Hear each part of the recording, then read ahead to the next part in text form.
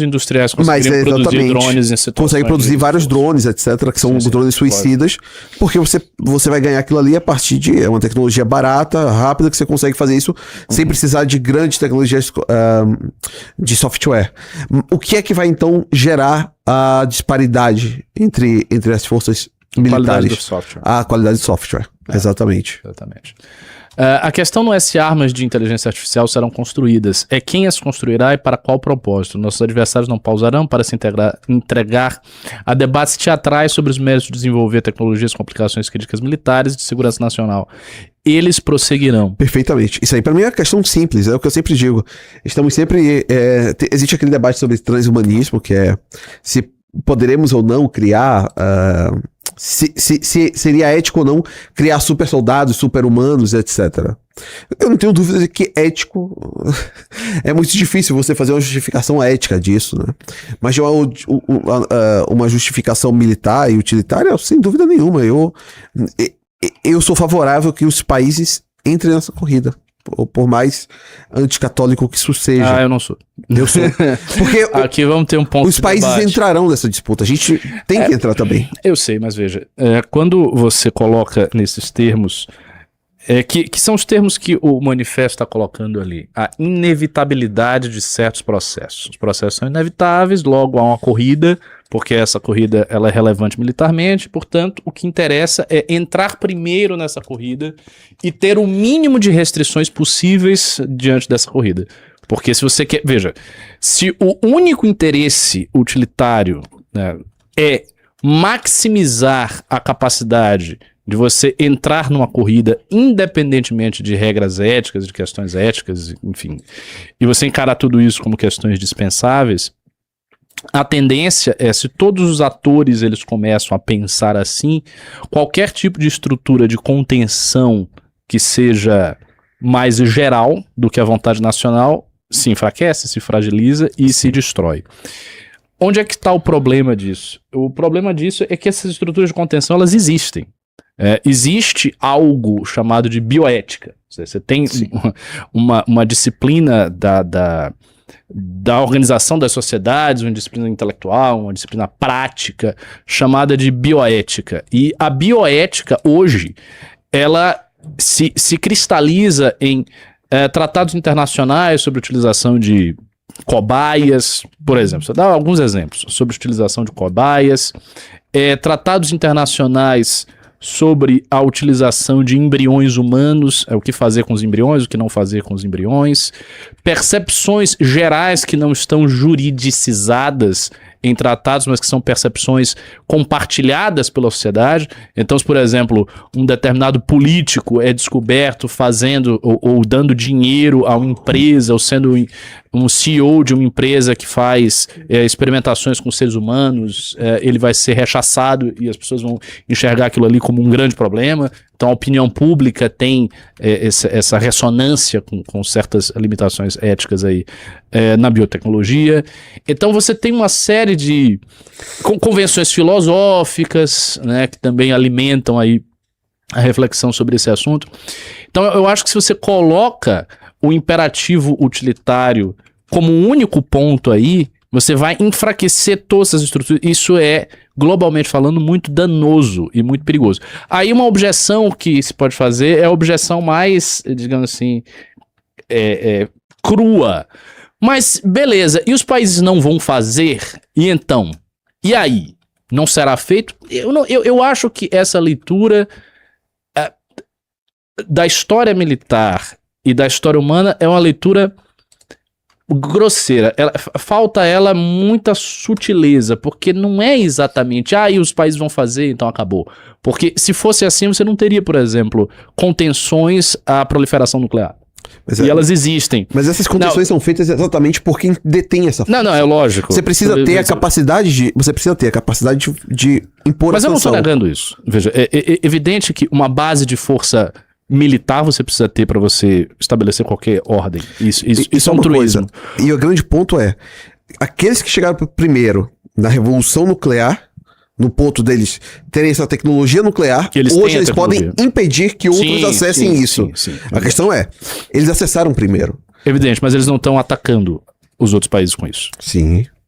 Isso é um ponto importante. Então, eu reconheço que eles têm uma vantagem, e obviamente, por exemplo, quando se discute a questão da inteligência geral artificial, obviamente os países que estão produzindo isso vão querer ter a sua vantagem quando conseguirem obter e vão querer segurar isso aí, se é potencialmente tão arriscado como parece ser para os outros países. Mas o ponto é, ainda que eles tenham essa vantagem estratégica, existe ainda um entendimento, que esse entendimento, novamente, ele está em tratados internacionais, ele está em convenções sociais, ele está na opinião pública, ele está na reflexão filosófica, e esta estrutura aí, que a gente pode utilizar o termo marxista chamar de superestrutura, essa estrutura ideológica, estrutura de valores, ela é importante para produzir uma certa contenção na utilização de tecnologias muito arriscadas, e eu acho que isso é válido não apenas do ponto de vista da tecnologia nuclear, mas de todas as tecnologias que oferecem um risco excessivo para a continuidade da humanidade. Por exemplo, quando a gente fala de experimentações transhumanistas, nós estamos abrindo a porta de transformações na base mais sensível de todas, que é a própria estrutura biológica da vida humana. Quando o Hans Jonas, e que eu sempre gosto de citar, o pensador judeu lá, que foi uma das inspirações para a bioética, ele escreve os ensaios dele sobre organismo e vida, um dos argumentos que ele levanta é justamente o que ele denomina de prioridade do mal. O que é essa prioridade do mal? É que quando a humanidade for teorizar sobre horizontes possíveis, utópicos, envolvendo tecnologia, transformações tecnológicas, é preciso que haja uma prioridade do pessimismo. Por quê? Segundo ele, o fenômeno da vida é um fenômeno muito frágil. Se você olha o que é o universo, a proporção de vida no universo e a proporção de matéria morta é, assim, descomunalmente menor a vida do que a matéria morta. A matéria morta do universo, até onde a gente sabe, é praticamente a totalidade do universo. E a matéria viva do universo é uma parte ínfima, e dentro da matéria viva do universo, a matéria viva consciente e reflexiva, que somos nós, é uma parte ínfima. Nós somos uma espécie em bilhões de espécies, e todas essas espécies, até onde a gente saiba, existem em um planeta único no meio de um universo gigantesco de matéria morta. Portanto, o cuidado, digamos assim, com a vida consciente e reflexiva deve ser um cuidado de tal maneira, tão gigantesco, tão profundo, que quaisquer transformações tecnológicas que ameacem isso. E o Hans Jonas, ele mostra que, dada a amplitude da empresa tecnológica moderna, as transformações tecnológicas passam a ameaçar isso, coisa que não faziam no passado. Antes da Revolução Científica, elas não faziam. Era impossível. Ela pegava o tirano mais brutal de toda a humanidade, Gengis Khan, e não estava nos meios de Gengis Khan destruir a humanidade. Hoje existe. Sim. Se o Putin quiser destruir a humanidade, basicamente ele pode destruir. Então, uma vez que o estado das coisas mudou, o Hans Jonas vai dizer, existe, portanto, um imperativo que ele compara, em termos filosóficos, ao imperativo kantiano, de proteção extrema disso aí. E eu acho que essas ideias, todas, elas não ficam só no plano, é um intelectual de sofá que tá falando alguma merda aí. Não, né? E isso tudo se cristaliza em coisas, em estruturas de contenção, em normas e tudo mais. E eu vejo isso com nitidez, e sinto isso assim muito particularmente, que quando se avança o argumento utilitário, no fundo o que está em jogo é essas considerações aqui, isso aqui é muito blá blá blá. Então, não, mas eu vou vamos para aquilo que é... Não será eu, por exemplo, a dizer isso nessa questão filosófica, que é como se fosse irrelevante. Mas eu acho que a gente vai chegar agora em um ponto interessante aqui. Você citou muito bem Hans Jonas e o Kant, Immanuel Kant. Ou seja, existia nesse sentido aí uma espécie de, como podemos colocar, a centralidade da Europa na filosofia. Ainda era um momento em que existia a Europa como centro do pensamento. A gente tem que lembrar que estamos chegando agora cerca de... vou colocar aí de cerca de 100 anos que a Europa perdeu sua centralidade política, sua centralidade econômica. Faz cerca de 50 anos, ou um pouquinho mais, cerca de 60 a 50 anos, que a Europa perdeu a sua capilaridade imperial sobre outros continentes, né? A partir do processo decolonial. E isso também tem implicações na própria sistematização filosófica. O que eu quero dizer? Estaremos diante de 2 pontos que ainda não estão muito bem colocados. O primeiro ponto, me parece que já há um impacto real de muitos filósofos chineses, inclusive dentro da perspectiva aceleracionista.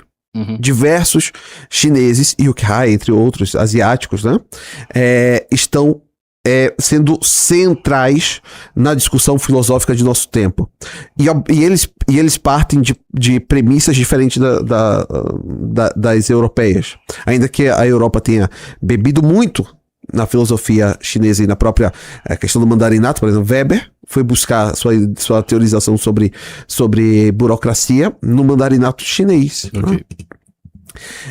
E o outro ponto que a gente não pode deixar de falar é que me parece também que estamos vendo finalmente a ascensão de uma perspectiva filosófica atravessada, principalmente isso vindo dos Estados Unidos, que é uma perspectiva filosófica atravessado pelo eficientismo liberal americano, que nesse caso os dois suplantam a antiga centralidade europeia, onde você tinha exatamente esse pressuposto do humanismo e de tantas outras vertentes. Acho que isso imporá uma mudança no objeto de discussão e também imporá uma mudança na forma como os estados se colocarão nesse processo.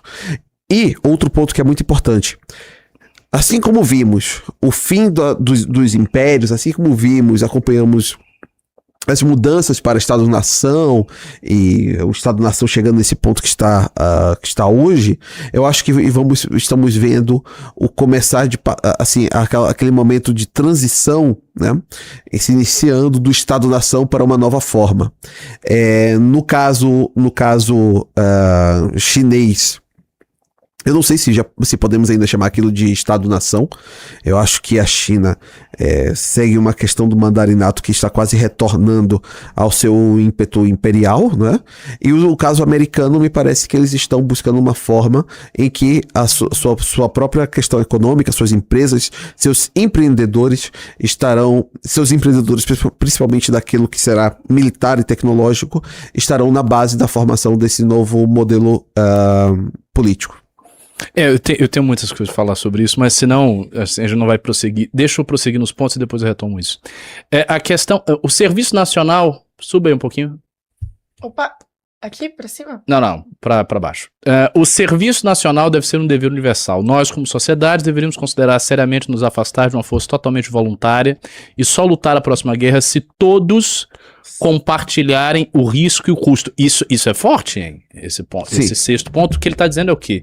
Serviço militar obrigatório e conscrição universal? Pelo que eu entendi, é isso, né? Sim. Uma coisa meio napoleônica. Toda a sociedade em armas, toda a sociedade pega em armas. E tem muito a ver, inclusive, com o fim desse espírito angélico que há nos nerds do Vale do Silício. Sim, isso é verdade. O Alex Karp, ele faz uma certa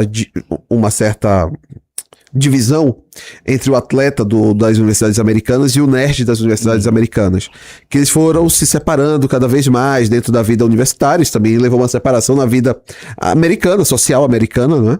E existe essa figura quase que angélica do nerd americano. Sim. Que são basicamente pessoas que sabem fazer muita coisa em frente ao computador, mas têm uma vida social inexistente e que em um momento de guerra, qualquer coisa, não existe, né? São figuras que não estarão ali. Tem um caso interessante na Ucrânia. Tem uma reportagem do New York Times que demonstra um jovem gênio universitário ucraniano que estudou e trabalhou no Vale do Silício, foi recrutado pelo Estado ucraniano para poder ir para a linha de frente, obviamente não trocar tiro, mas ele foi um dos responsáveis por montar toda aqueles barracões para criar drones ucranianos, que se mostrou um grande sucesso, né? E aquilo foi espalhado. São realmente barracões, imagino que são galpões fechados para poderem fazer, e basicamente são jovens. mas eles passaram por um treinamento militar para que eles pudessem trocar tiro se fosse necessário. Eu gosto disso. Eu acho que esse aí é um... E outra coisa, o espírito aristocrático era... O aristocrata está na linha de frente. Não, eu gosto desse ponto, eu acho um ponto bastante interessante, por duas razões. Primeiro, pela retomada desse espírito, que é uma coisa boa. E segundo, pela partilha dos riscos inerentes à guerra. Porque também existe essa coisa, né? Quando se está de